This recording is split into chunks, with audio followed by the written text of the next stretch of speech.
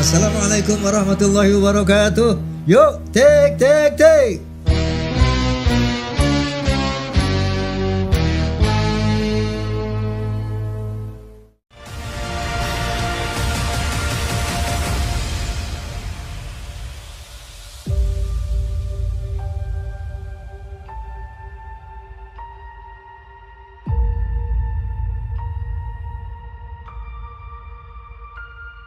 Assalamualaikum warahmatullahi wabarakatuh. Bismillah, alhamdulillah. Wassalatu wassalamu ala rasulillah. Wa ala alihi wa sahbihi mawala. Amma ba'd, sebagaimana biasa, Forsa, Fan Osurmain Soneta, kemudian Fahmi Tamami, Forum Silaturahmi Takmir Masjid dan Mushola Indonesia, juga PAMDI, Persatuan Artis Musik Dangdut Indonesia, kemudian Persatuan Pengacara dan Jawara Bela Umat, juga PIN, Perisai Idaman Nasional, dan Klaners tentunya, dan seluruh masyarakat Indonesia yang menyaksikan podcast ini, rahimakumullah, bahwa tentunya sebagaimana komitmen saya ingin menggunakan podcast ini sebagai sebuah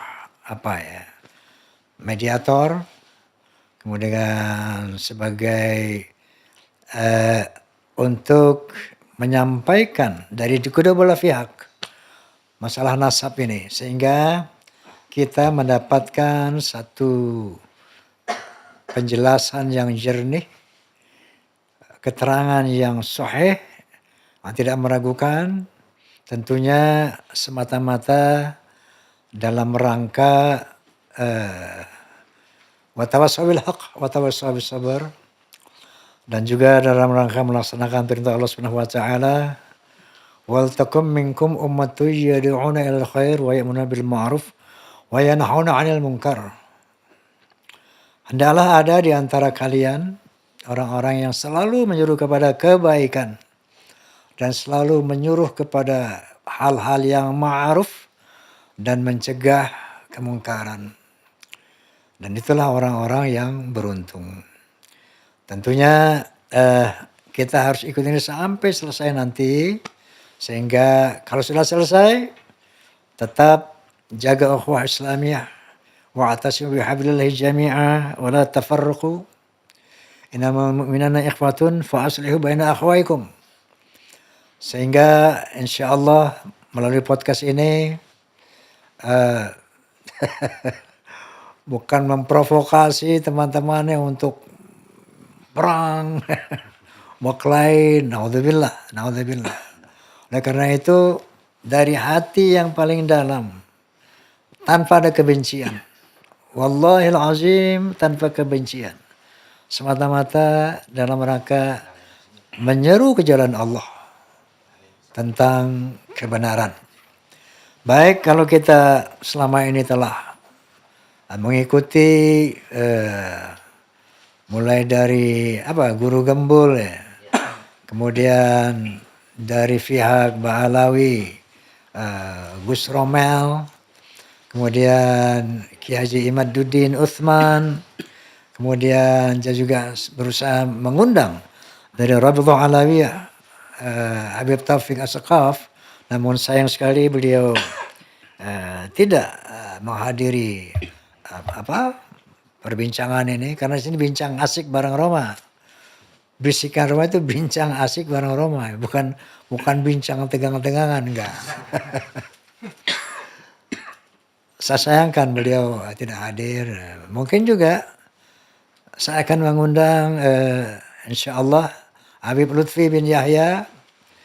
Kalau perlu juga nanti saya akan undang sahabat saya Habib Rizik Syihab untuk ngobrol-ngobrol di sini, untuk mencari apa sih yang sebenarnya gitu ya. Karena salah dan benar itu akan dibuktikan dengan penjelasan Allah, Rasulnya, dan secara ilmiah tentunya. Baik, kita sampai sekarang setelah kemarin dokter hukum, ya, juga kemarin setelah dari ahli filologi, Profesor Menahem Ali. Nah, sekarang sampailah kita untuk berbincang asik dengan Rois Am dari perjuangan Wali Songo Indonesia. Tepuk tangan buat Gus Abbas. Ramai banget tepuk tangannya. Rupanya bawa pasukan. supporter dari Gus Abbas. Assalamualaikum Gus. Waalaikumsalam warahmatullahi wabarakatuh. Masya Allah gantengnya karena. Gus, terima kasih banyak. Padahal saya pengen panggil Kiai ini. Beliau ini kapasitasnya udah Kiai. Cuman begitu tawadhu'nya, beliau nggak dipanggil Kiai. Panggil saya Gus saja gitu. Izin saya panggil Gus, buatan apa-apa, oke? Gus Abbas, bahwa kenapa saya undang antum ke sini sebagai dzurriyyah Wali Songo, tentunya antum punya kapasitas untuk menjelaskan bahwa ada satu katakanlah klaim dari kelompok Ba'alawi bahwa Wali Songo itu adalah Ba'alawi, para habaib, ya. Saya sudah dengar di berbagai macam media sosial ini dzurriyyah Wali Songo itu sangat keberatan, dan melalui media sosial banyak juga sanggahan-sanggahan. Nah, tentunya kali ini kita akan mendengar dari sosok yang kompeten untuk membahas pertama, apakah benar Wali Songo itu dari habaib, dari Ba'alawi. Monggo Gus, silakan Gus. Assalamualaikum warahmatullahi wabarakatuh. Bismillahirrahmanirrahim. Alhamdulillah wa syukurillah wa salatu wassalamu ala sayyidina Rasulillah wa ala alihi wa sahbihi wa wala wa ba'd. Yang pertama-tama saya katakan kesimpulannya setelah diadakan penelitian baik secara sejarah dan juga secara filologis, termasuk juga kajian DNA, yaitu adalah uji laboratorium yang ada pada sosok badan dari keturunannya Wali Songo, memang itu semuanya berbeda dengan Ba'alawi. Bukan Ba'alawi. Bukan Ba'alawi. Dari segi sejarah, Wali Songo tidak bisa disebut Ba'alawi. Kenapa sebabnya? Sebab yang namanya penyebutan Habib di Indonesia itu menurut Kiai Agus Sunyoto itu masuk itu ketika tahun 1832. Jadi abad ke-19. Ya, sedangkan keberadaan daripada Wali Songo itu sudah mulai abad ke-9.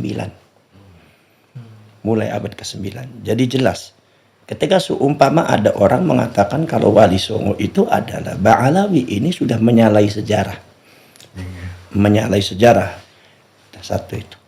Nomor dua, secara singkatnya, bahwasanya penyebutan di Wali Songo itu adalah bukan penyebutan Habib, Umaji, tapi penyebutannya adalah Syarif dengan Sayyid. Syarif dan Sayyid. Syarif dengan Sayyid. Okay. Jadi penyebutan Habib itu ada ketika Ba'alawi datang. Makanya ketika Ba'alawi datang juga, salah satu mufti Belanda, yaitu adalah Utsman bin Yahya. Ketika itu juga minta kepada Belanda untuk mensyarifkan dan mensayyidkan Ba'alawi. Tapi ada sebuah tanda tanya. Meminta supaya hanya Ba'alawi saja yang disebut Sayyid dan Syarif. Ini artinya fenomena semacam itu karena Belanda sendiri seperti Profesor Dr. Snokogoronya itu sudah memberikan pernyataan tegas bahwasanya pergerakan kemerdekaan Indonesia itu dipimpin oleh Sayyid dan Syarif, bukan Habib. Jadi kata Habib itu kata yang baru yang tidak sesuai dengan genetika dan sejarah daripada Wali Songo. Wali Songo tidak bisa disebut Habib, Om Haji. Kesemuanya Syarif. Syarif Hidayatullah. Syarif Abdul Karim. Mbak saya itu Syarif Abdul Karim, Syarif Hidayatullah. Syarif Muhammad Arifin, Syarif Abdullah. Syarif Ali, Syarif Abdul Rahman. Itu tidak ada disebut Habib. Kemudian juga Sayyid Rahmatullah.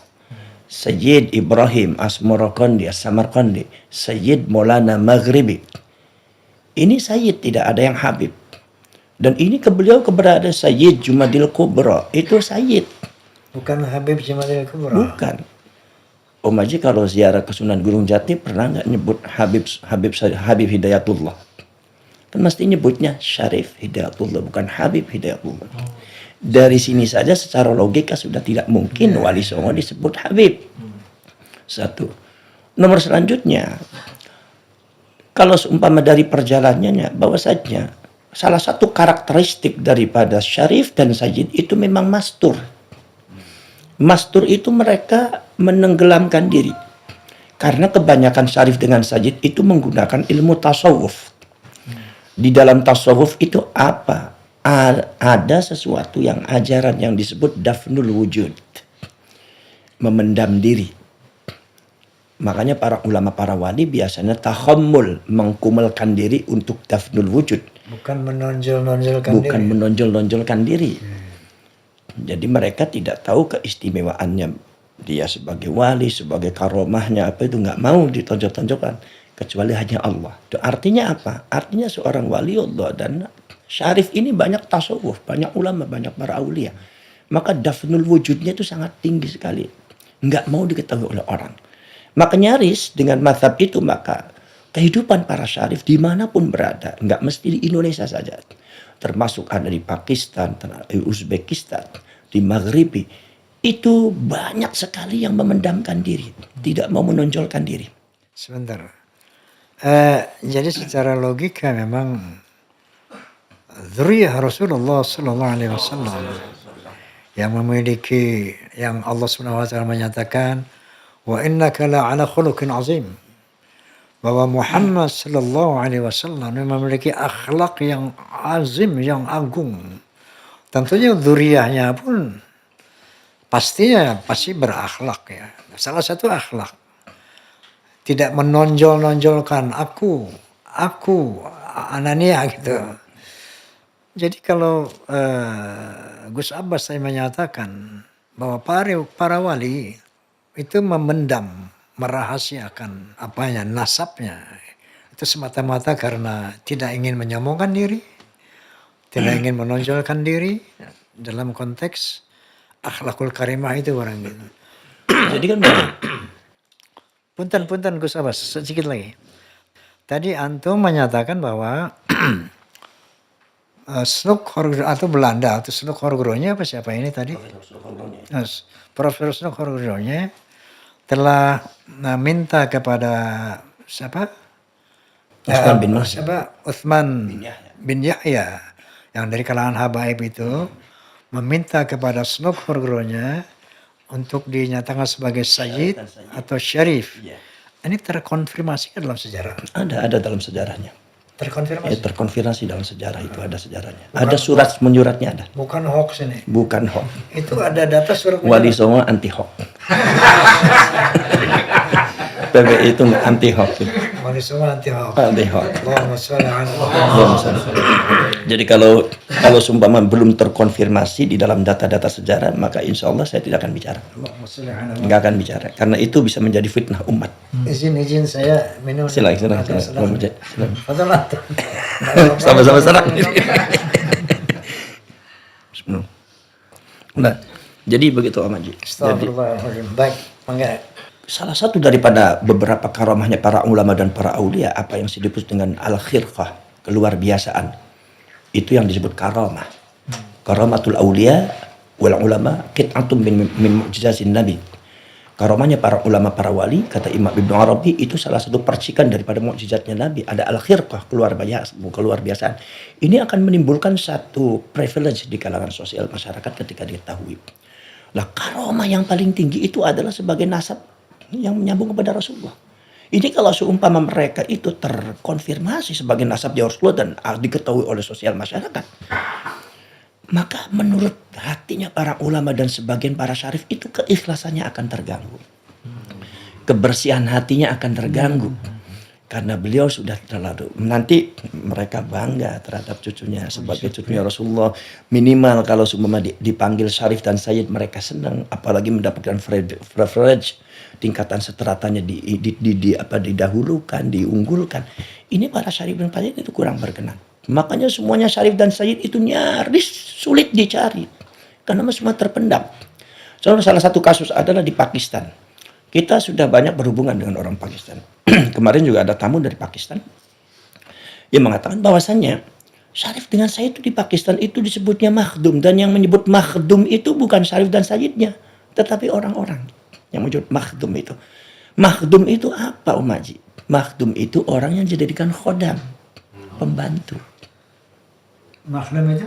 Orang yang dijadikan khodam atau pembantu.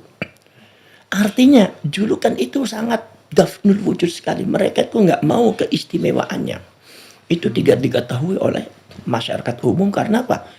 Karena para syarif dan sayyid itu kebanyakan memakai tasawuf, tazkiyatun nufus, membersihkan hati. Makanya sangat sulit sekali. Lah, akhirnya kemudian penyebutan makhdum ini juga terjadi juga ada di Uzbekistan. Termasuk di Uzbekistan itu disebutnya makhdum. Kemudian dari Uzbekistan di Maghribi itu larilah ke Indonesia. Maka di Indonesia pun para ulama dan wali songo juga banyak disebut makhdum. Sunan Bonang disebutnya Maulana Makhdum Ibrahim. Sunan Ampel disebutnya Maulana Makhdum Ampel. Syarif Hidayatullah disebutnya Maulana Makhdum Gunung Jati. Itu artinya bahkan mereka itu bukan dari Yaman. Mereka bukan dari Hadramaut. Mereka bukan kalangan habaib, tapi kalangan syarif. Memendam wujud dan memang tidak mau menonjolkan diri. Makanya hampir syarif dengan sayyid itu susah untuk dicari. Ada seorang ulama Mesir ketika ditanya, siapa itu sayyid? Mana itu syarif? Itu jawabnya satu, syarif sayyid sirrun min asrarillah. Itu salah satu rahasia Allah yang siapa-siapanya nggak ada yang tahu. Sebab tidak ada yang berani untuk menonjolkan. Makanya ini juga terjadi di Indonesia. Di Indonesia itu bukan sekedar bahwa ada penjajah Belanda. Kalau penjajah Belanda kan datang akhir-akhir ya, abad ke-15, abad ke-16. Padahal yang namanya Said dan Said itu hidupnya sudah mulai abad ke-9. Bahkan ada yang mengatakan abad ke-3. Artinya mereka pun sebelum zaman kolonial itu sudah memendam diri. Tidak mau disebut Syarif dan Sayyid. Datang ke Jawa, nama diganti orang Jawa. Kemudian juga diganti juga panggilannya. Kalau di Cirebon dipanggilnya Kang. Dipanggilnya ada lagi Gus. Kalau di Banten dipanggil Tu Bagus. Ya, itu bukan sekedar lari daripada ancaman-ancaman Belanda saja, tetapi ada satu konsep filsafat kehidupan para syarif dan sayyid ini atau ahlu baitir rasul itu adalah dafnul wujud. Karena telah tahu, mereka faham, orang-orang tua mereka faham, ketika dimunculkan nasab Rasulullah pasti umat Islam akan mengkultuskan, dan ketika umat Islam mengkultuskan, jangan sampai pada akhirnya muncul ahlu bait menjadi Tuhan selain Allah. Astagfirullahaladzim. Pemirsa, ini ada satu klaim memang selama ini bahwa Wali Songo adalah habaib, dan beliau yang punya kompetensi tentunya karena beliau adalah keturunan dari Wali Songo, bahwa beliau tentunya punya punya manuskrip tentang eksistensi Wali Songo itu bukan habaib. Apakah ada manuskrip yang dimiliki oleh Wali Songo bahwa memang seperti itu, Gus? Ada, manuskripnya ada. Manuskrip yang tertua itu bahwasannya Wali Songo itu bukan ba'alwi. Jadi manuskrip yang ada yang muda itu memang sempat diba'alwikan oleh Belanda. Sempat diba'alwikan oleh Belanda. Termasuk manuskrip yang ada di Cirebon juga, itu sejarahnya ada. Makanya nasabnya ada dua. Ada dari Ba'alwi, ada yang dari Said Musa Al-Kadzim. Ternyata yang disimpan oleh orang-orang tua, yang disimpan yang lebih tua ternyata larinya ke Said Musa Al-Kadzim. Begitu ada geger sejarah Cirebon petang, ternyata sejak itulah Belanda membuat nasab baru bagi Sunan Gunung Jati di Baalwi kan. Itu secara singkatnya seperti itu Om Haji. Dan itu terjadi ternyata bukan di Cirebon aja. Di banyak daerah kesultanan mungkin seperti itu. Makanya kita PWI dan Laskar Sabilillah ini, kita tidak mengadakan gerakan-gerakan sifatnya provokatif, apalagi sampai fisik. Tidak, naudzubillah min dzalik. Makanya saya harapkan kepada semuanya, seluruh rakyat Indonesia bergerak dengan elegan, bergerak dengan perjuangan ilmiah, bil hikmah, semua dengan by data, dan hindari daripada pergerakan-pergerakan fisik. Artinya pergerakan fisik itu adalah bentrok fisik, itu jangan sampai terjadi. Apalagi antar rakyat Indonesia, jangan sampai terjadi. Kalau semua ada yang memprovokasi, kita harus sabar, kita menahan diri. Karena kita sama-sama umat Islam, sama-sama rakyat Indonesia. Jangan sampai rakyat Indonesia dan umat Islam itu nanti terjadi fitnah begitu besar hanya karena masalah ini. Sebetulnya ini masalahnya gampang aja. Kalau Ba'alwinya mengaku, udah selesai. Kita juga tetap menghormati. Ini bukan bukan masalah ilmu. Ada kadang tanya sama saya, Kus gimana katanya sampai masalah kan ada beberapa keilmuan daripada orang NU itu kan banyak kan dari Ba'alwi. Saya bilang ini bukan bicara masalah ilmu. Ini bicara nasab. Sepandai-pandainya orang, sealim-alimnya orang tidak akan bisa menyambungkan nasabnya kepada Rasulullah kalau memang datanya terputus. Imam Syafi'i itu bukan cucunya Rasulullah. Imam Syafi'i bukan cucunya Rasulullah walaupun istrinya itu syarifah. Tapi bukan cucunya Rasulullah. Tapi memang kakeknya bertemu dengan kakeknya Rasulullah. Imam Syafi'i yang alim, mujtahid mutlak. Sekarang kita tanya, apakah dengan kealimannya Imam Syafi'i itu bisa menyambungkan nasab Imam Syafi'i ke Rasulullah? Tidak bisa. Karena ini bukan bicara masalah ilmu. Kita tetap mazhab Syafi'i, tapi kita katakan Imam Syafi'i bukan cucunya Rasulullah. Itu bukan karena benci, tapi ini kajian data. Itu yang harus difahami oleh rakyat Indonesia, bahwa ini bukan masalah like or dislike, benci atau dia benci, apalagi hasud, naudzubillah min dzalik, tidak. Pemirsa, kenapa muncul tesis Kiai Imad sampai akhirnya merebak berita sampai sekarang ini? Memang sebagaimana saya juga pernah bersaksi di forum ini, saya melihat arogansi dari oknum-oknum habaib sejak saya muda, Gus, sampai saya berusia sekarang. Arogansi itu kita bisa lihat di media massa, macam-macam itu. Yang saya katakan tempo hari bahwa ada doktrin, yang doktrinnya bukan didoktrin kamu harus berzina apa boleh mabuk, bukan doktrin itu. Yang saya maksud itu ada seakan-akan ada doktrin yang menggunakan ujung surah Al-Ahzab 33 yang bunyinya itu innama yuridullah liyudhiba ankum rijsa ahlal bait wa yutahhirakum tathira, ya. Karena saya sering dengar ungkapan-ungkapan dari teman-teman kita baik ini bahwa ya kalau pasti nanti walaupun kemaksiatan apa Allah akan membersihkan gitu. Walaupun apa yang kita lakukan pasti kita akan disucikan sesuci-sucinya. Nah ini yang waktu itu saya maksudkan Gus. Kalau ini diyakini seperti itu, ini akan membahayakan, mencederai, mencelakakan bahkan generasi habaib itu. Padahal kan dibersihkan itu kalau misalnya wala tabarrujal jahiliyatil ula. Jangan melakukan kejahilan seperti orang jahiliyah dulu. Kemudian waqimnas salat 5 waktu, wa atinaz zakah, laksanakan zakat, wa ati'na Allah wa rasulah. Taati Allah dan Rasulnya baru dibersihkan, itu kan mesti gitu. Iya betul. Nah ini arogansi seperti ini saya khawatir dan saya menduga ada doktrin-doktrin yang turun-temurun sehingga banyak kita lihat kelakuan para habaib itu, oknum habaib yang berkata seenaknya, berbuat seenaknya, sampai melakukan hal-hal yang sangat memalukan yang sudah diketahui oleh publik lah. Ya. Nah oleh karena itu muncullah tesis Kiai Imad. Kemudian saya terpanggil untuk menelusuri ini sampai tuntas apa iya bahwa keturunan Nabi ini seperti itu kan. Nah, tentunya secara kalau kita lihat Gus, tesis Kiai Imad sampai saat ini sudah ada yang bisa membantah belum, Gus? Secara resmi belum ada yang bisa membantah. Belum ada yang bisa membantah. Belum bisa. Sebabnya kemarin kan ada pertemuan Banten. Kemudian Kiai Imad menginginkan Rabitatul Alawiyah itu mengirimkan wakilnya. Kenapa nggak hadir gimana? Nggak hadir wakilnya. Pada waktu itu Habib Hanif itu tidak mewakili Rabitah. Makanya Kiai Imad nggak mau datang. Itu saya langsung bertemu dengan Kiai Imadnya. Kiai Imad mengatakan seperti itu.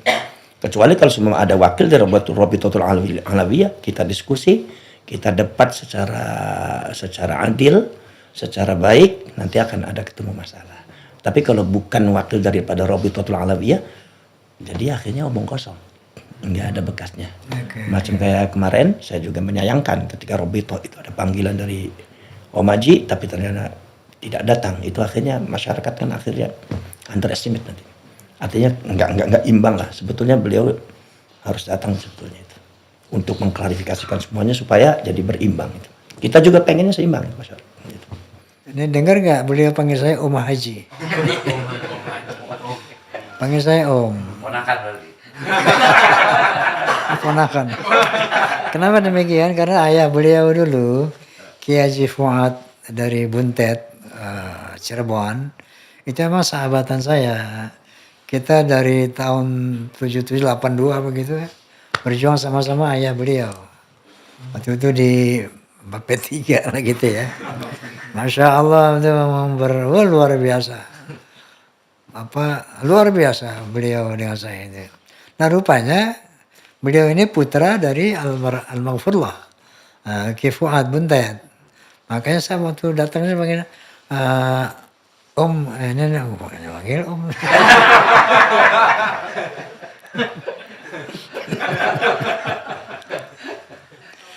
Tante ada di rumah.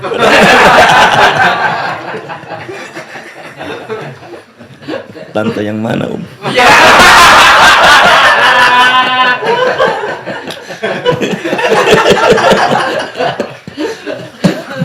Salah ngomong. Astagfirullahaladzim, astagfirullahaladzim, astagfirullahaladzim. Makanya hati-hatilah Om. Bisikan Roma. Bincang asik bareng.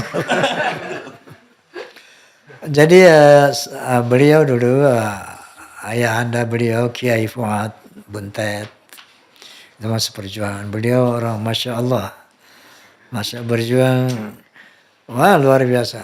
Al-Izzul Islam, Al-Izzul Islam Muslimin, Al-Izzul Indonesia wal Indonesian, luar biasa. Gus, apakah dari Wali Songo itu pernah mengundang apa tidak atau pernah mengundang atau diundang nggak oleh Rabitatul Alawiyah untuk mensinkronkan atau mendiskusikan masalah ini? Belum pernah. Tapi insya Allah nanti mungkin karena masalah ini supaya jangan berlarut-larut. Memang harus segera diselesaikan, bukan dihentikan ya, diselesaikan.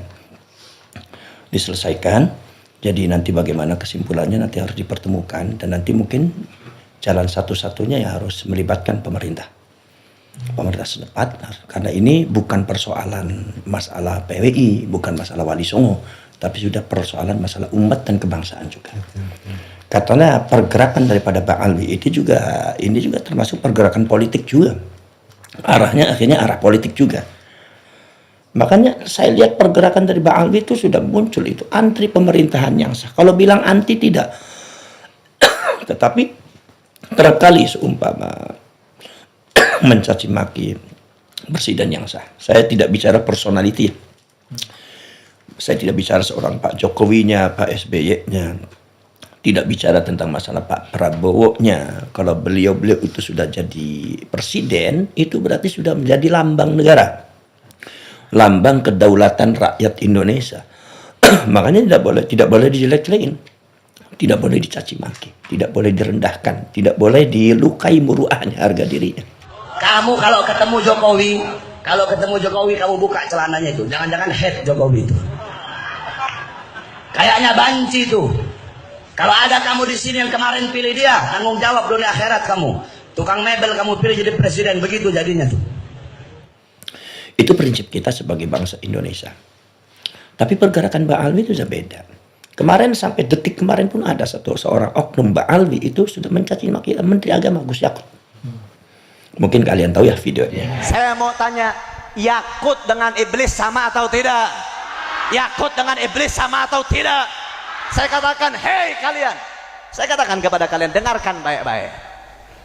Ketika Yakut ingin menginjakkan tanah ke Ciamis, Yakut mau datang ke Ciamis, kira-kira terima atau jangan? Terima atau jangan? Terima atau jangan? Betul. Ini salah satu bentuk gerakan-gerakan mereka, dan ini harus kita waspadai.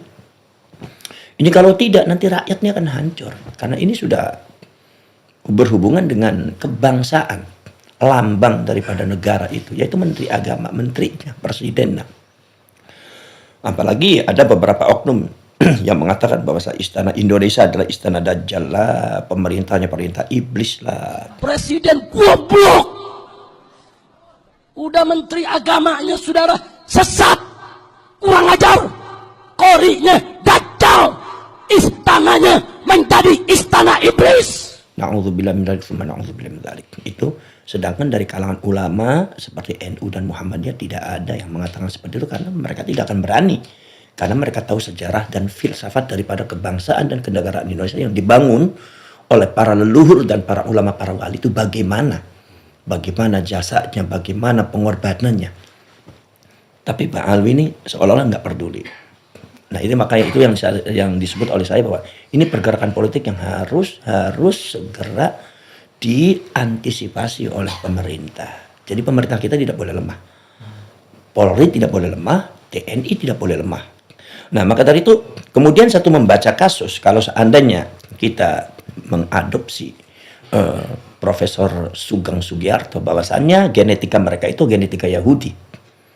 Itu kan hak ilmiahnya para pakar ya. Hak ilmiah. Dan ketika kita menukil dari yang haknya itu nggak salah. Karena fas'alu ahla dzikri in kuntum la ta'lamun. Saya bukan ahlinya. Makanya harus bertanya kepada Pak Sugeng. Ketika Pak Sugeng itu mengatakan seperti itu, kita tidak ada hak untuk membantah karena memang beliau ahlinya. Maka kalau seumpama memang apa yang dikatakan oleh Pak Sugeng itu seperti itu, maka yang harus kita perhatikan bahwasanya Belanda ketika membawa Ba'alwi ternyata itu berarti genetikanya sama. Ada tulisannya KRT Fakih Wirahdiningrat mengatakan bahwasanya Profesor Dr. Suduk Hogrenje, Van der Burg dan beberapa petinggi-petinggi Belanda itu ternyata genetikanya sama dengan Ba'alwi. Termasuk Stalin yang punya komunis juga genetikanya sama dengan Ba'alwi, yaitu Yahudi Askenazi. Ini kalau seumpama diruntut, satu hal yang tidak mungkin adanya hubungan daripada Yaman komunis berhubungan langsung dengan Stalin. Kalau seumpama mereka tidak ada kaitan. Ternyata memang ada kaitan darah, sama-sama genetikanya sama. Siapa itu DNID? Ba'alwi Yaman. Siapa itu Barakbah? Fahrul Barakbah, Ahmad Sofyan Barakbah, Ba'alwi Yaman. Siapa itu Muso? Itu Al-Musawwa, Ba'alwi. Jadi ketua-ketua PKI ternyata orang-orang Ba'alwi imigran Yaman. Kenapa kok mereka banyak yang tergabung dalam PKI? Karena negara Yaman Selatan adalah negara komunis satu-satunya di Jazirah Arab. Sekjennya namanya Haidar Abu Bakar Al-Abbas. Kalau nggak salah wakil presidennya namanya Abdurrahman Assegaf. Sampai saat ini sekjen Partai Komunis Yaman itu masih keluarga Ba'alwi. Lah, kemudian juga dengan Belanda. Dan Belanda ini katanya sistemnya itu monarki, kerajaan. Tapi kekuasaan semua linia dikuasai oleh Yahudi, Yahudi Askenazi. Maka ketika ada kolonial terhadap Indonesia, itu ternyata beberapa klan Yahudi di sana yang memiliki otoritas yang sangat besar di dalam menguasai ekonomi dan politiknya Belanda. Ternyata laporannya bukan ke kerajaan, ini menurut data. Tapi banyak lapor aksesnya malah justru ke negaranya, ke asalnya. Yang pada waktu itu katanya pusatnya di Inggris. Ini menurut tulisannya KRT Fakih Wirahdiningrat. Artinya apa yang kita bisa ambil pelajaran di sini? Ini hati-hati, jangan sampai seumpama Ba'alwi ini kemudian menguasai Indonesia.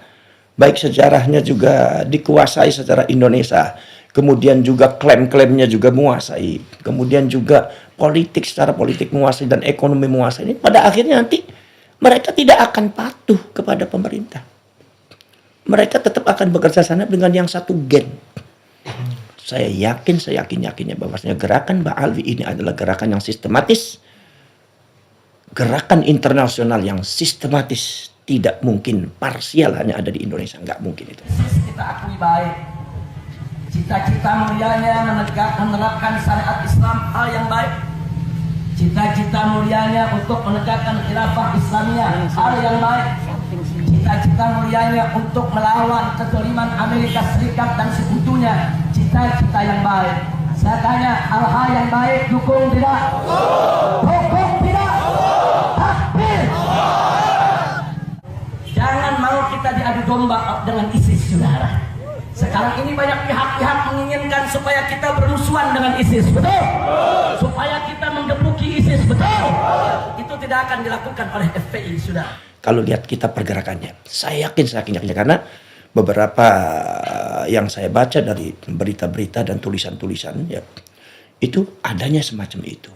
Makanya ini yang harus diantisipasi. Artinya ini adalah masalah bangsa, ini masalah rakyat. Makanya ketika Allah Subhanahu Wa Taala membuka tentang kepalsuan nasab daripada Ba'alwi, membuka tentang masalah gerakan-gerakan Ba'al yang sistematis, termasuk pemalsuan makam, pengklaiman sejarah, kemudian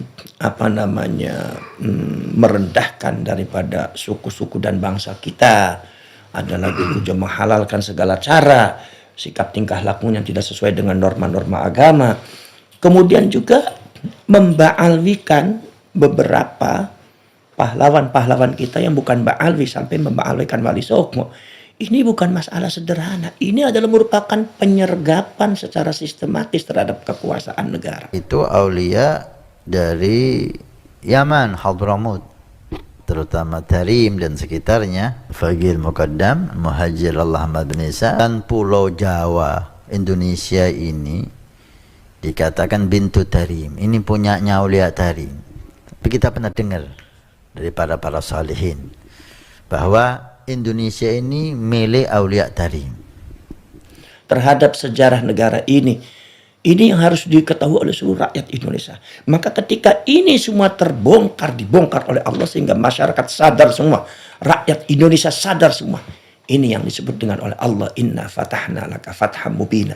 Allah membuka semuanya untuk memerdekakan kalian semua. Membuka semuanya supaya kalian itu adalah mampu berdiri dengan tegak untuk membela kebenaran. Maka ini adalah bukan persoalannya Kiai Imaduddin dan bukan persoalan hanya saya. Tapi ini adalah kemenangan rakyat Indonesia, hadiah dari Allah Subhanahu Wa Taala.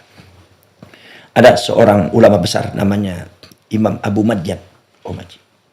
Abu Madyan ini muridnya Syekh Abdul Qadir Al-Jilani. Mengatakan bahwasannya al-haqqu yajri ala al-sinati ulama'i kulli zamanin bima yaliqu bi ahli.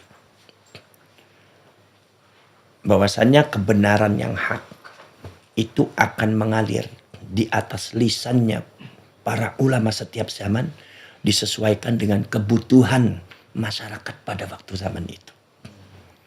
Jadi kebenaran itu pasti akan Allah munculkan. Makanya al-haqqu mir rabbik fala takunanna minal mumtarid. Kebenaran itu dari Allah. Kalian jangan ragu-ragu kalau Allah sudah menunjukkan. Dan Allah menunjukkan kepada rakyat Indonesia. Pengklaiman sejarah terhadap Ba'alwi itu bukan hoax, bukan fitnah, itu ada. Bagaimana caci makinya para habaib atau para Ba'alwi, klan Ba'alwi terhadap warga pribumi, itu bukan hoax, itu ada buktinya. Termasuk juga pemalsuan makam, itu bukan hoax. Saya sering membongkar makam-makam palsu bersama dengan Laskar Sabilillah. Kemarin juga di Pemalang juga kita ketemu ada petilasan Maulana Maghribi, ya, yang akan dijadikan makam oleh oknum Ba'alwi dan ditolak oleh kiai setempat, di antaranya Kiai Maksus namanya di Pemalang itu. Dan kemarin juga udah diberesin alhamdulillah. Jadi kata Kiai Maksus mengatakan dan para kiai di sini nggak ada kuburannya, nggak ada sasa, ini petilasan. Lah kata oknum Ba'alwi katanya ada kuburannya. Ini namanya Al-Habib Tajuddin bin Abdul Qadir bin Yahya Al-Alawi. Kiainya kekeh, nggak ada, jangan, ini petilasan. Kalaupun semua bilang ada jasa saja masih simpang siur. Jangan dipastikan seperti itu. Nggak boleh. Ini bukan kuburannya Habib Tajuddin. Habib Tajuddin itu siapa? Dari mana? Orang baru tahu. Akhirnya saya diminta untuk ke situ, saya datang ke situ. Saya bilang, coba dimasukkan ke YouTube. Maksudnya apa? Supaya rakyat Indonesia semuanya melek. Karena ini persoalannya adalah persoalan penyergapan yang secara sistematis, secara diam-diam ketika kalian itu lengah, ketika rakyat itu tertidur, ketika rakyat itu disuntik, mati suri. Mereka menyergap kita. Maka inilah kemudian Laskar Sabilillah dengan perjuangan Wali Songo Indonesia ini adalah fungsinya adalah yang istilah orang buntet ngoprak-ngoprak, ayo bangun tuh bangun semua bangun. Makanya ketika ada yang mengatakan, Gus kok sampean kok bikin ribut Indonesia, emang sengaja bikin ribut supaya apa? Supaya kalian bangun. Kalau nggak diribut-ribut kalian tidur terus. Kalian akan disuntik mati suri dengan doktrin-doktrin yang tidak benar. Lah ini masalah persoalan agama juga. Dan ini khususnya adalah persoalan agama, itu persoalan Nahdlatul Ulama juga. Karena banyak yang terdoktrin orang NU. Dan yang dipersekusi juga banyak orang ulama NU. Dan yang dihina juga Kiai NU. Saya kaget. Kiai Ma'ruf Amin, seorang ulama besar dari Banten itu disebutnya. Ya mohon maaf ya. Karena ini bukan hoax, ini fakta. Ini supaya rakyat tahu bahwa mereka bagaimana sikap dan tingkah lakunya kepada rakyat Indonesia. Sangat tidak menghargai terhadap eksistensi sebuah bangsa Indonesia. Kiai Ma'ruf Amin disebutnya babi. Dan itu ngajari kepada rakyat. Ngajari kepada jamaahnya. Katanya Ma'ruf Amin babi bukan. Babi bukan. Babi bukan. Ini rakyat Indonesia jangan mudah terbodohi. Ini rakyat Indonesia bagaimana ini? Ada kiainya dicaci maki, diinjak-injak. Sementara kalau dari kalangan Ba'alwi disebutnya adalah Al-Habib, Al-Mukarram, Al-Fadil, Dzul Karamah, Sahibul Karamah wal Maqam. Al-Arif Billah, wali kutub, semua wali kutub, asal ada Habib yang meninggal, wali kutub semua. Sementara kiai-kiai pribumi rakyat Indonesia dibilangnya babi. Manggil Buya Said Akil, si Said. Subhanallah, akhlak sudah nggak ada. Kemudian Gus Yakut, kemarin masih di iblis-iblis. Kemarin. Makanya sangat ironis sekali ketika Nahdlatul Ulama itu tidak bergerak.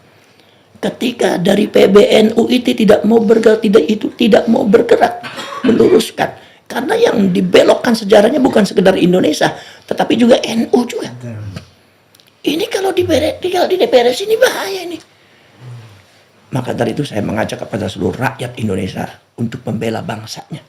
Mulai sekarang bangun, bela bangsa. Kita tidak niat untuk ribut. Kita tidak ngajak berantem. Kalau kalian diajak berantem jangan mau. Karena yang terluka adalah rakyat Indonesia. Jangan mau. Kalau seumpama diajak benci-bencian, jangan mau. Kalau seumpama diajak ribut, jangan mau. Kita elegan. Kita membela bangsa, membela leluhur, membela negara, membela agama. Yang sudah banyak dibelokkan jauh melenceng daripada ajaran-ajaran Wali Songo dan para ulama zaman dulu.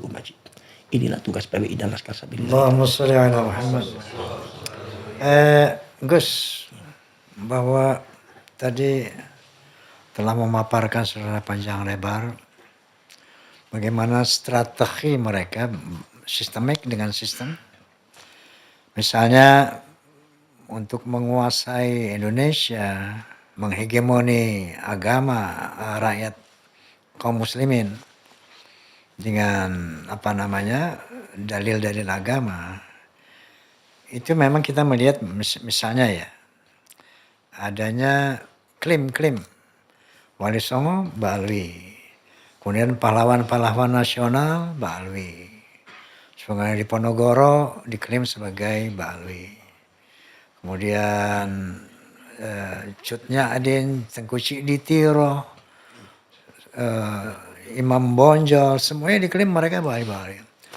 Nah memang pemirsa, astagfirullahaladzim, kalau ini dilakukan oleh Ba'alawi berarti memang ada indikasi, ada indikasi ingin menguasai, menjajah Indonesia, bahwa yang berkuasa yang memerdekakan Indonesia ini mereka. Dan kita sudah dengar mereka ada oknum habaib yang berteriak bahwa kalau nggak ada habaib Indonesia nggak merdeka. Na'udzubillahi min dzalik. sebuah kemungkaran yang besar ini. Sebuah kejahatan yang besar yang harus, Masya Allah, yang harus dilawan, harus dicegah ya. Bagaimana satu klan mengklaim kesejarahan Islam di Indonesia yang kemudian di-counter oleh para zuriyah, para wali, mengklaim bahwa Indonesia dimerdekakan oleh mereka. Ini mengerikan sekali pemirsa. Jadi maka saya katakan ini bukan soal yang kecil, bukan hal yang kecil. Ini sudah masalah kehormatan bangsa Indonesia dan kehormatan umat Islam Indonesia. Subhanallah, memang ini sebuah perjuangan di jalan kebenaran. Dan semua kita umat Islam, mari kita perhatikan kasus ini. Yang mana yang kita bela ya. Apakah itu kemungkaran? Apakah itu keadilan? Yang mana yang kita harus tolong? Apakah jalan takwa? Apakah jalan yang ism, yang dosa gitu ya? Saya mendengar antum cerita tadi ini merinding juga nih bulu nih. Wallah, merinding ya. Jadi ini adalah merupakan satu mungkin hadiah dari Allah Subhanahu wa taala untuk memberikan supaya kita ini diberikan lahan oleh Allah Subhanahu wa taala untuk berjuang. Zaman mbah kita itu adalah Belanda. Sekarang kemudian ada lagi zaman mbah kita juga menghadapi PKI. Nah, zaman kita ini adalah zamannya Mbak Alwi, jadi kita harus beresin. Jadi lahannya ada masing-masing itu. Ya untung Om Haji masih ada itu. Sama-sama berjuang untuk Mbak Alwi itu lahannya. Kalau orang nanam padi dan pohon kan harus ada lahannya, Om. Nggak mungkin cuma ada pohonnya aja. Ya lahan kita tuh ya Mbak Alwi itu. Nanti kita dituainya, dipanennya nanti di akhirat. Kita jangan takut di framing, kita jangan takut di persekusi. Kita tidak niat untuk jahat apapun, tapi kita ingin membereskan, meluruskan. Sesuatu yang sudah timpang ini terjadi kita luruskan. Secara gentle, secara ilmiah, secara data, secara... Makanya ada beberapa situs-situs yang dibangalikan. Saya bilang, coba dipelajari. Kalau memang itu Habib, ya udah Habib. Yeah. Tapi kalau seumpama bukan Habib, ya jangan dihabibkan. Antum seumpama ini nama Habib ini, bin ini, bin Habib Abdurrahman, bin ini, bin ini, bin ini. Lah ini benernya. Jangan sampai, antum jangan sampai. Kalian jangan sampai tawasul kepada Habib ini, bin ini, orang yang nggak ada. Nanti saya bilang, gimana ini? Larinya Fatihah kita ke siapa? Lah ini, persoalannya nih, kadang-kadang orang yang ziarahnya sudah banyak. Ada beberapa makam-makam palsu yang dibuat oleh oknum habaib yang ada di Jawa Timur, yang ada di mana, dan sudah dibongkar oleh rakyat. Itu diklaimnya sebagai makamnya wali kutub. Ya, jadi andalan benar wali kutub. Jadi dianggapnya ya, ulama Indonesia nggak ada yang jadi wali kutub. Pernah saya lihat di media, ada makam di Madura kalau nggak salah. Betul. Yang tadinya makam itu nggak ada jasadnya. Mbak Alwinya. Nggak ada Mbak Alwinya. Nah, tiba-tiba ada segafnya gitu. Di sini Sayyid Abdurrahman yang dikasih juluk atau gelar As-Sagaf ini sangat besar dan pelanggaran besar terhadap leluhur kita. Tentunya kita harus kompak. Maka dari ini sekarang kami mewakili cucu daripada Syekh Abdul Mannan Batu Ampar untuk merombak atau merusak dan diganti dengan nama yang sebenarnya.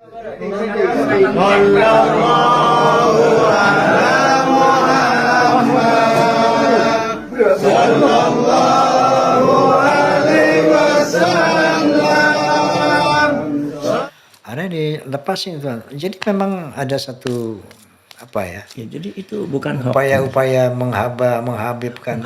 Jadi kalau kita itu memandang bahwa itu ada upaya secara sistematif seperti apa yang dikatakan oleh Om Haji, itu sangat betul sekali, benar. Kita harus punya pandangan ke arah itu. Kalau kita tidak punya pandangan ke arah situ, kita akan dianggap ceroboh oleh Allah Subhanahu wa taala. Yang namanya kiamat itu pastinya kapan nggak tahu, tapi Allah memberikan isyarat tanda-tandanya. Kalau kita nggak berhati-hati, itu salah kita. Kita harus hati-hati. Maka dari itu ini bukan hoax. Kalau hoax mungkin saya tidak akan bergerak, Om. Artinya kalau seumpama Allah sudah mencolok mata kita bahwa itu loh Baal itu seperti itu. Kalian harus bagaimana? Kalau kita tetap diamnya, merupakan satu kesalahan besar. Satu. Nomor selanjutnya gini. Tahun 46, iya, tahun 46 itu Saya lahir. 46 saya lahir. mulai. Itu terjadi begini. Ini kan 46 Roma dilahirkan gitu. Maksudnya gitu.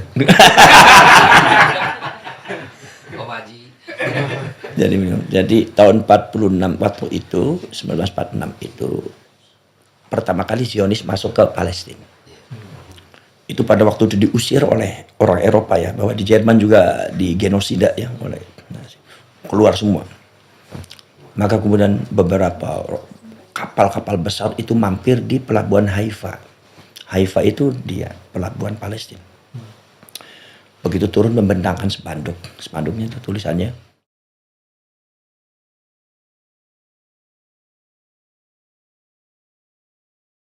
wahai orang-orang Palestina, jangan pupuskan harapan kami. Kami di Eropa diusir, di Jerman juga kami dibunuh. Kami ingin hidup bersama Anda, jangan pupuskan harapan kami. Akhirnya karena orang Palestina juga toleransinya besar. Kenapa toleransi besar? Karena hidup sudah semacam Bhinneka Tunggal Ika.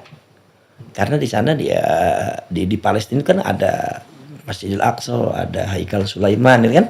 Ada juga tapak-tapakannya para nabi, para rasul. Jadi diklaim oleh orang Yahudi, diklaim oleh orang Kristen juga, hidup bersama-sama bareng-bareng tanpa adanya bentrokan, gitu kan. Sudah lama gitu. Maka toleransinya besar, karena kalau mereka menganggap Yahudi, ya udah. Akhirnya diterimalah masuk pada waktu itu ribuan bahkan ratusan ribu. Kemudian ada beberapa peringatan dari orang Eropa ketika itu, bahwasanya, wahai orang Palestina, hati-hati Anda menerima tamu yang salah. Kami mengusir mereka itu bukan tanpa alasan, tapi ada alasan. Nah setelah itu masuk. Lah itu ternyata memang karakteristik daripada Yahudi Hazari atau Yahudi Askenazi. Itu memang karakteristiknya adalah merebut bangsa. Ngerampok. Awalnya apa yang dilakukan oleh Zionis itu sama dengan yang dilakukan oleh Baal yang ada di Indonesia. Saya harus mengatakan itu tegas kepada kalian sebagai rakyat Indonesia supaya melek semua. Itu sama. Apa? Pemalsuan makam, pengklaiman sejarah, dan pembuatan makam palsu. Hampir sama di Indonesia. Jadi keadaan kita sekarang ini yang kalian harus tahu, itu persis seperti halnya keadaan Palestina pada waktu tahun 46. Jadi itu yang namanya di pinggir-pinggir Masjidil Aqsa itu banyak makam palsunya. Bahkan di seluruh Palestina itu banyak makam palsunya. Setelah akhirnya apa? Pengklaiman sejarah. Daerah satu persatu diambil. Bahwa ini daerah sesepuh kami. Ini adalah daerah leluhur kami. Sebelah sini. Kalau sampai sebelah sana. Tambah berani. Bahkan diturunkan seorang mata-mata Zionis yang diambil dari Yaman. Namanya Syekh Fadil Abdullah.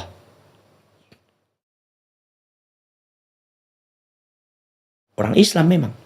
Tapi karakter Yahudinya luar biasa. Didatangkan oleh Zionis untuk memata-matai Palestina.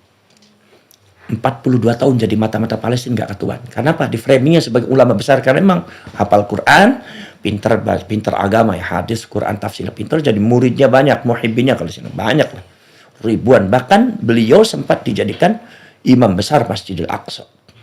Rakyat semua tertutup matanya. Palestina teledor. Palestina ceroboh. Palestina dibutakan matanya oleh beliau. Karena beliau di brandingnya sebagai seorang waliullah ma'rifat billah. Ketika melihat langit adalah melihat arasnya Allah. Maka rakyat Palestina semua gak ada yang berani. Subhanallah. Nggak tahu kalau mereka itu mata-mata Zionis. Dan pada akhirnya tahun 84 ketahuan. Tapi setelah semua lini-lini di Palestina dikuasai.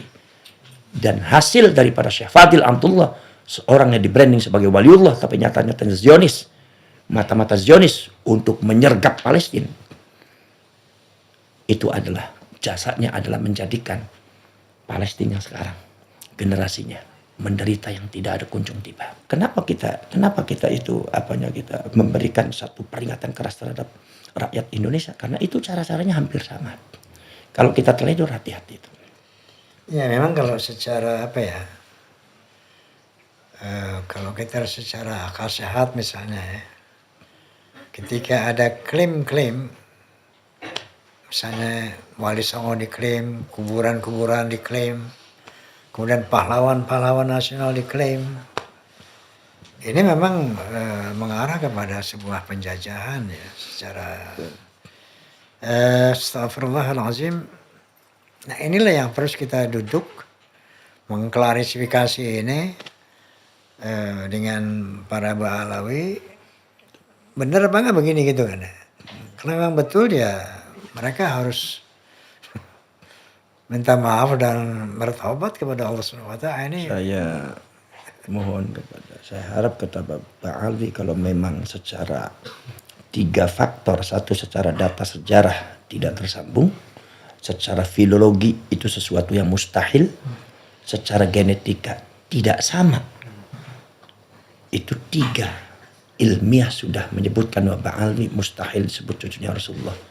Menurut saya, bertobatlah kepada Allah, kembali kepada Allah sebagai umatnya Rasulullah. Kita di sini tidak ada kasta, kita semuanya sama.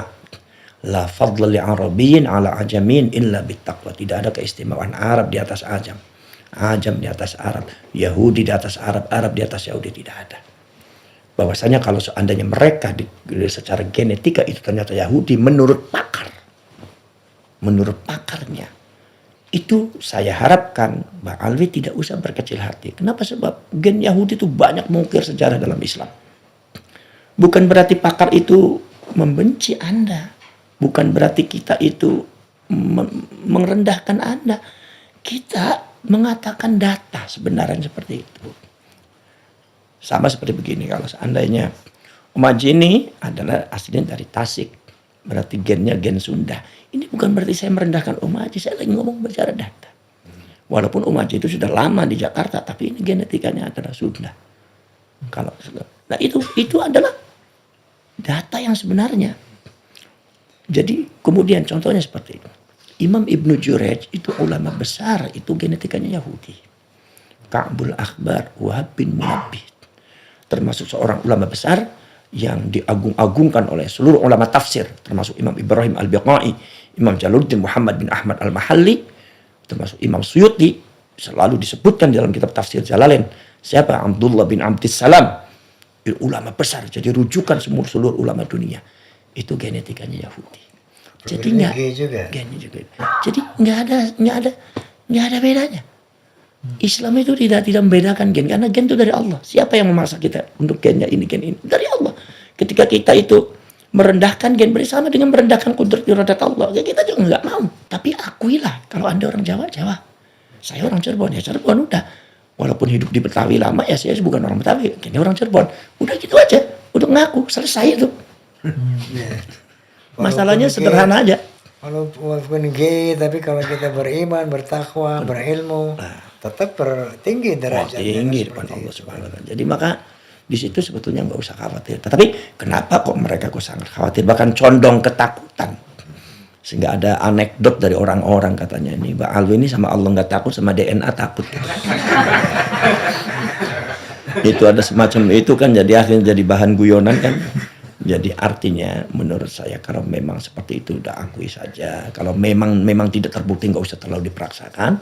Dan tidak usah lagi kemudian mendoktrin masyarakat untuk percaya kepada mereka bahwa mereka itu dzurriyyatur Rasul. Tidak usah memaksa. Kalau Anda punya muhibbin silakan percaya, silakan yang percaya, yang nggak percaya jangan dipaksa, jangan dipersekusi. Sebab apa? Rasulullah mengatakan, "Manidda'a ila ghairi abihi wa huwa ya'lam fal jannatu 'alaihi haram." Barang siapa yang mengaku-ngaku dirinya yang kepada yang bukan bapaknya, apalagi kepada Rasulullah, maka surga itu haram bagi dia. Baunya surganya pun tidak akan menciumnya. Na'udzubillah min dzalik. Makanya ini saya dorong, ini penyadaran, ini manfaat bagi Mbak Alwi, juga manfaat insyaallah umat untuk dikembalikan kepada fitrah yang sebenarnya gitu. Ya pemirsa, sebetulnya simpel ya. Kalau mau disadari oleh Mbak Alwi, pertama ketika ada konflik, ada debat tentang nasab ini, Nasab Imaduddin begini, tampilkan yang mereka yakini. Ini kan. Kemudian kalau misalnya yang benar tesis Kiai Imad diakui. Kemudian tes DNA. Kenapa salahnya tes saja? Misalnya kita bukan turunan Nabi, so what? Saya seorang Habib yang termasuk orang yang nasabnya diragukan, saya akan mengatakan bahwa sama sekali tidak penting nasab saya tersambung atau tidak. Sama sekali tidak penting. Karena siapa saya? Kalau seandainya nasab saya tersambung dengan Rasulullah, lalu apa? Tidak ada apa-apa. Atau seandainya nasab saya terputus kepada Rasulullah, lalu ada apa? Tidak ada apa-apa. Tidak penting. Kenapa? Karena ketinggian derajat kita, kemuliaan kita di sisi Allah bukan dari nasab gitu kan. Dan beliau-beliau tahu itu. Bukan karena saya keturunan Nabi maka saya masuk surga, bukan. Bukan karena saya dzurriyyah Nabi saya bebas dari neraka, bukan. Allah sudah berkali-kali menjelaskan itu dalam Al-Qur'anul Karim, inna akramakum indallahi atqakum. Ketinggian derajatmu di sisi Allah takwamu, bukan nasab. Dan Rasulullah SAW telah menjelaskan al-jannatu lil muttaqina walau kana 'abdan habasyian wan naru lil 'asina walau kana sayyidan qurasyian hashimian. Surga itu untuk orang yang bertakwa walaupun dia budak dari bangsa Habsyi. Dan neraka itu buat orang-orang maksiat walaupun dia sayyid Quraisy, Bani Hashim. Ini bani Rasulullah ini. Jadi jelas sekali dari Allah dan dari Rasulnya enggak ada manfaat nasab itu di sisi Allah. Itu oleh karena itu ketika secara ilmiah, secara ilmu nasab tidak terkonfirmasi, kemudian secara genetika tidak terkonfirmasi, bahkan mustahil keturunan Nabi, secara filologi juga dikatakan mustahil keturunan Nabi. Astagfirullahalazim. Tentunya ya tidak ada jalan kecuali mengakui, karena walaupun tidak keturunan Nabi ini nggak jaminan masuk surga kan kita tahu. Kalau anak Fatimah binti Muhammad saraqatu ya ada. Kalau anak Muhammad Fatimah mencuri dipotong juga tangannya. Nggak ada privilege. Jadi saya rasa kalau memang tujuan kita inna sholati wa nusuki wa mahyaya wa mamati lillah, hanya untuk mencari ridho Allah, nggak ada artinya itu nasab. Lalu ketika kita mempertahankan nasab yang terbukti secara ilmiah bukan turunan Nabi, lalu apa tendensinya gitu kan? Jadi pertanyaan, lalu apa motivasinya? Beliau-beliau ini banyak yang alim. Setelah dibuktikan secara ilmiah berdasarkan nasab, secara genetika, secara filologi, oh ternyata bukan turunan Nabi. Kenapa dipertahankan? Kan gitu kan. Sehingga menimbulkan pertanyaan besar. Kalau orang alim pasti orientasinya ridho Allah, ketaatan kepada Allah gitu kan. Kalau mau saja mereka mengakui fakta yang terang benderang, saudara-saudaraku dari Bahalawi, saya rasa nggak ada rame-rame. Nggak ada, selesai. Tujuan kita kan bertakwa kepada Allah Subhanahu wa taala. Itu modal kita, bukan nasab kan. Saya rasa para Bahalawi ini sangat mengerti banget itu. Dan pemalsuan makamnya diakui lah. Nanti kita beresin lagi. Iya, jadi setelah itu jadi rakyat Indonesia, umat Islam. Kan? Udah, Iya. selesai. Finalnya ada tes DNA gitu. Tes DNA. Ini kenapa diharamkan itu? Saya ambil satu analogi ya. Ada satu ayat Allah berfirman, A'udzubillahi minasyaitonir rajim. Innama harramu alaikumul maitata wa dama wa lahmal khinzir wa ma uhilla bi ghairillah faman ittara ghaira bagin wa ra'in fal itsmu alaih, kan gitu. Sesungguhnya diharamkan atas kamu bangkai, darah dan daging babi dan sesembahan disembelih tanpa nama Allah. Tapi barang siapa yang terpaksa dan tidak berlebihan dan tidak menyukainya, fala itsmu alaih, tidak berdosa. Ini tes DNA, ini mendesak, harus dibuktikan, jadi bukan haram. Harus untuk ketentraman kasus ini selesai. Nah, ketika menolak di tes DNA ini kan menjadi indikasi antum nih, Bib. Kenapa nggak berani tes DNA kayak gitu loh? Tes aja. Mau J, mau A, D, B, so what? Itu takdir Allah Subhanahu wa taala. Selesai kan? Nggak perlu kita berdebat panjang lebar ini, Masya Allah. Akhirnya ntar berantem, Muhyiddin sama Usul. Ente tega, Bib. Kalau ente tega, ya, kalau ada umat Islam ini berkelahi. Masya Allah, na'udzubillah, Bib. Na'udzubillah min dzalik. Kalau kita gentleman sportif, oh ya, buat saya enak. Ya kan lu Habib Rizik pernah bilang di depan rambut Rasulullah SAW, barang siapa yang mau ngaku-ngaku turunan Nabi, ya tes DNA nih. Bahwa setiap keturunan Nabi yang hidup pada hari ini pasti ada, yaitu unsur kesamaan DNA dengan DNA Nabi. Membuktikannya lewat rambut yang ditinggalkan oleh Nabi, saudara. Alhamdulillah. Jadi kalau Habib palsu ketahuan tuh kalau diperiksa. DNA Nabi kemana, DNA-nya kemana ya ikhwan? Bib, jejak digital nggak hilang, Bib. Jadi ayo tes DNA. Tes DNA terus begitu bukan turunan Nabi, gol alhamdulillah subhanallah, takwaku yang akan membawaku ke surgamu ya Rabb. Kan itu, Bib. Kalau ente bertahan dengan begini, memprovokasi Muhyiddin, lawan. Aduh, ini provokator. Jangan, Bib. Ya, begitu juga dari pihak apa nih, Wali, Wali Songo. Jangan ada kata-kata perang, lawan. Na'udzubillah min dzalik. Kata-kata lawan itu lawan secara pemikiran, bukan secara. Ya, lawan secara ilmu kan. Dengan tiga indikator itu, ya, ilmu nasab, kemudian filologi, kemudian DNA, udah menyatakan semuanya ini mustahil turunan Nabi, ini mustahil, apalagi masih pertahankan. Masya Allah, Allah akan mencintai Rasulullah SAW akan cinta sama kamu kalau kamu tuh fair. Masya Allah, Beb. Jangan korbankan umat. Na'udzubillah. Ya, nanti antum insya Allah Habib Rizik, antum sahabatku. Dari muda kita buat teman, Beb. Dari muda gue cinta ente habis. Wallah, ini Habib ini banyak sahabat-sahabat saya ini. Yang saya kalau lihat ingat gini saya mau nangis, ini nangis beneran tuh.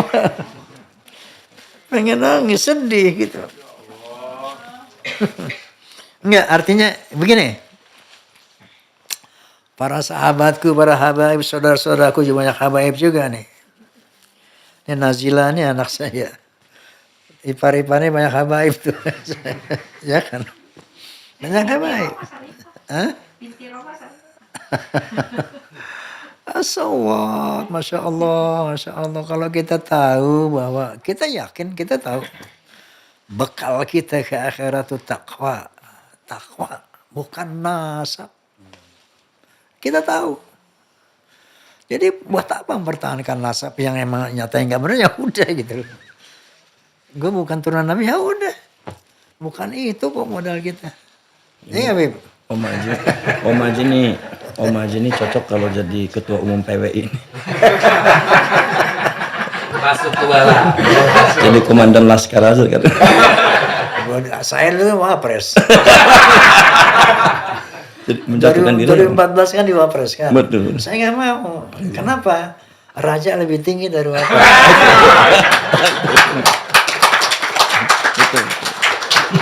Kalau itu saya akui. Masya Allah. Monggo barangkali ada last statement dari Gus. Ya, kepada seluruh umat Islam yang ada di Indonesia dan rakyat Indonesia. Ini adalah sebuah hadiah dari Allah Subhanahu wa taala, bahwasanya Allah telah membuka semuanya akan kebenaran kepada kita. Mari kita menyambutnya tentunya dengan cara yang baik, dengan cara yang beradab, dengan cara elegan, dengan cara akhlakul karimah, dengan cara semangat ukhuwah Islamiyah. Dengan jangan sampai terjadi pertumpahan darah antar kita, jangan sampai terjadi pertumpahan darah antar umat Islam di Indonesia, apalagi sampai terjadi, mohon maaf, sampai terjadi hilangnya nyawa. Jangan sampai itu terjadi. Tetap menjaga kesatuan dan persatuan, karena kita semua memperjuangkan ini juga adalah memperjuangkan bangsa. Jangan sampai dengan perjuangan ini justru bangsa kita akan hancur. Kita memperjuangkan agama, jangan sampai dengan cara ini juga perjuangan ini juga akan menghancurkan agama. Maka tetap menjaga ukhuwah Islamiyah, ukhuwah wataniyah, ukhuwah basyariyah atau ukhuwah insaniyah. Kita semua dengan semangat itu semua seperti yang tadi diutarakan oleh Om Haji. Itu memang semangatnya PWI itu. Makanya beberapa kali ada beberapa provokasi. Alhamdulillah PWI sampai detik ini tidak terpancing Om Haji. Jelas kasih. Karena itu memang bukan jalan kita. Jalan kita ya jalan ilmiah, jalan biasa. Dan kita banyak juga kawan-kawan habaib banyak, dan ponakan-ponakan saya yang habaib saudara juga banyak sekali. Jadi artinya kita bukan itulah, bukan masalah itu, bukan masalah klaim ini bukan. Ini masalah nasab. Kalau memang benar, ya alhamdulillah. Kalau nggak benar ya udah diakui, alhamdulillah kita biasa. Itu selesai itu masalahnya. Nah itu. Terima kasih pemirsa. Namun sebelum bubaran nih, bingkisan Roma udah insya Allah selesai Gus. Sekarang tadi bisikan Roma, sekarang bingkisan Roma. Gitu. Sarung yang sederhana, mudah-mudahan bisa terima kasih. kenang-kenangan. Insya Allah. Alhamdulillah. Baik. Nanti dari kami PWI juga ingin menghadiahkan seragam PWI Om Haji, mohon diterima juga. Oke, baik. Ya, mangga, silakan. Bismillah.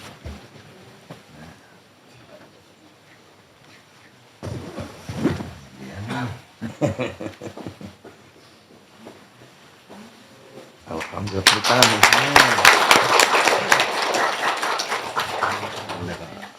Ini bendera Laskar Sabilillah, patakan. Dibuka aja. Ya. Ini lambangnya seperti ini. Kembali.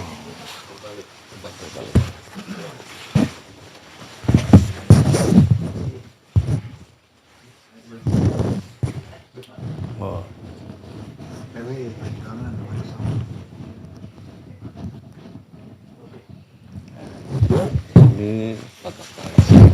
Ini Pataka Laskar organisasinya. Ini Pataka Laskar Sabilillah.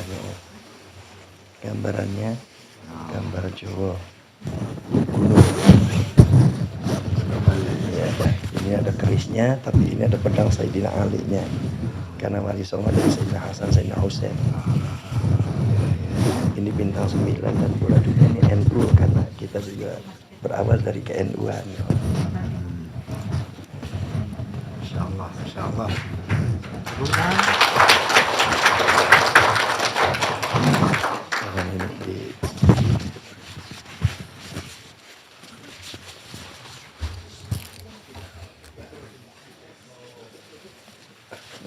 Baik. Ini buat show boleh juga jaketnya. Pemirsa, demikian uraian dari Gus Abbas sebagai pimpinan dari PWI Laskar Sabilillah. Laskar Sabilillah, Perjuangan Wali Songo ini. Laskar Perjuangan Wali Songo.